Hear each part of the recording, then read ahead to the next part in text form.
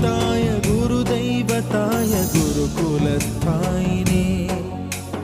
गुरुविक्रमाय गुह्यप्रवराय गुरवे गुणगुरवे गुरुदैत्यकलक्षेत्रे